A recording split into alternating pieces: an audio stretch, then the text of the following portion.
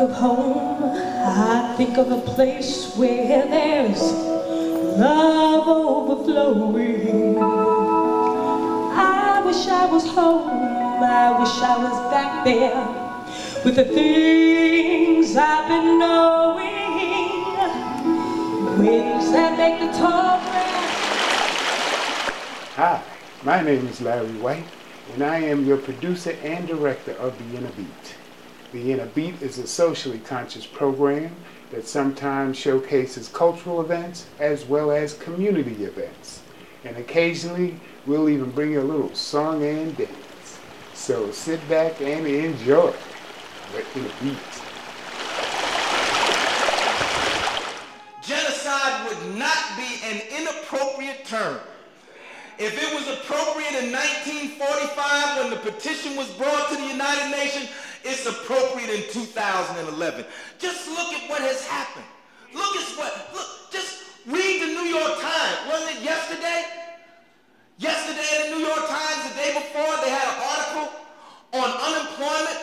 More black people are unemployed in the United States than there has ever been since they started keeping the statistics. And then you match that with the fact that we're, at least what they tell us, 13% of the population, 12% of the population. In 1966, 12% of the population. We only had 10% then of the prison population. In 1966, 100,000 black men in federal prisons.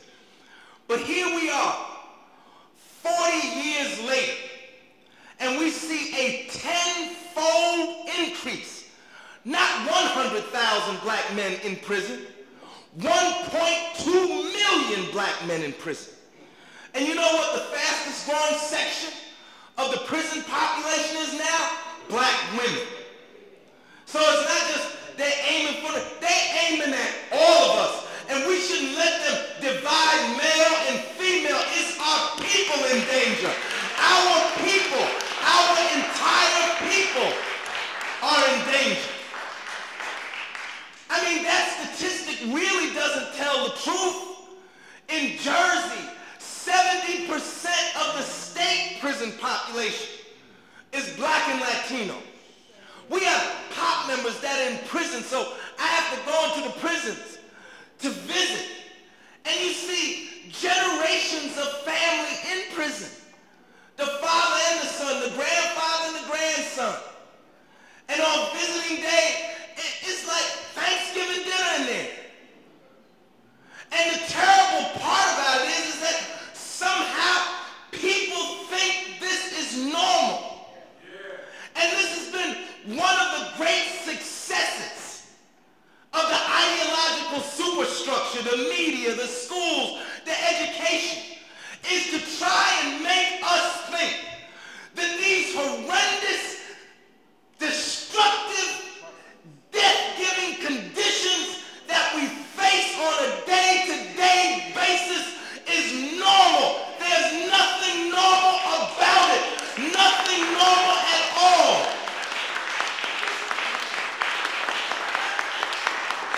There's nothing normal about the majority of our students graduating from our public schools, graduating the 12th grade and reading on 4th and 5th and 3rd grade levels. The minute that we accept that, see, this is the greatest victory of the oppressor. You know, y'all have heard a lot about Newark, New Jersey. And you've heard a lot about the crime in Newark, New Jersey. And the shooting. And 100 people this year, 90 people a year before, and 3 killed on Saturday, and a 13-year-old killed on Friday.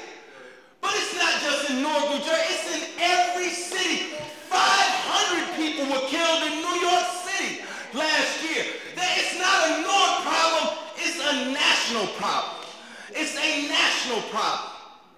And one of the greatest ideological victories of the oppressor is to somehow to get you to believe that you are the cause of the problem. We are not the cause.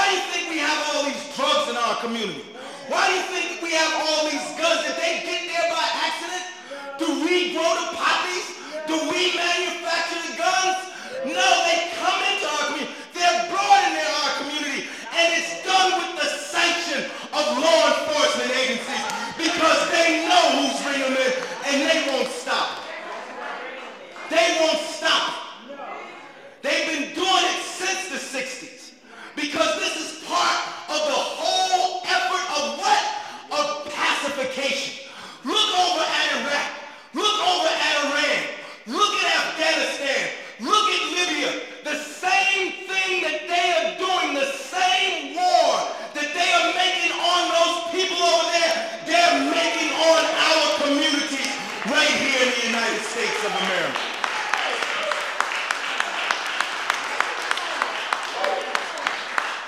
It's the same tactic.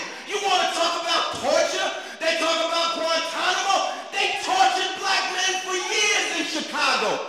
It was the policy of the Chicago Police Department.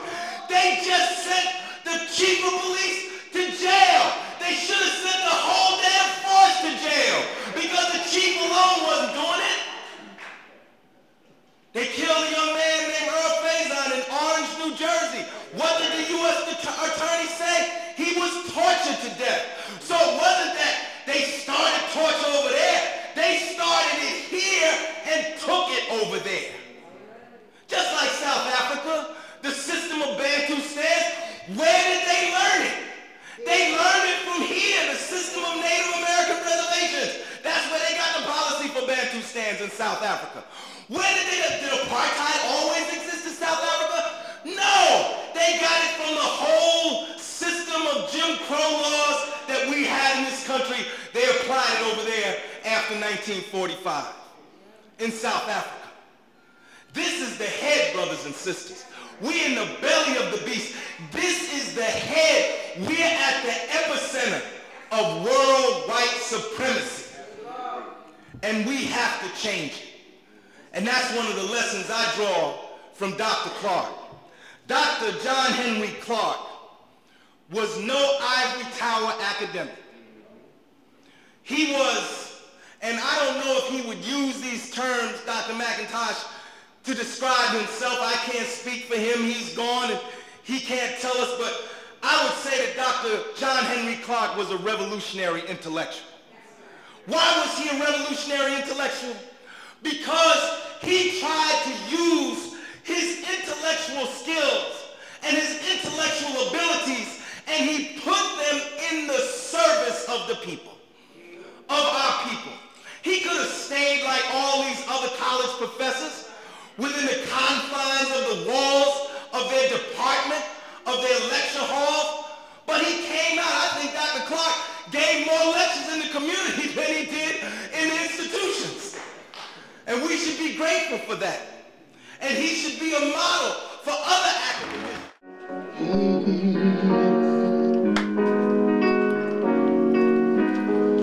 Wake up everybody, no more sleeping in bed. No more backward thinking, time for thinking ahead. The world has changed so very much from what it used to be.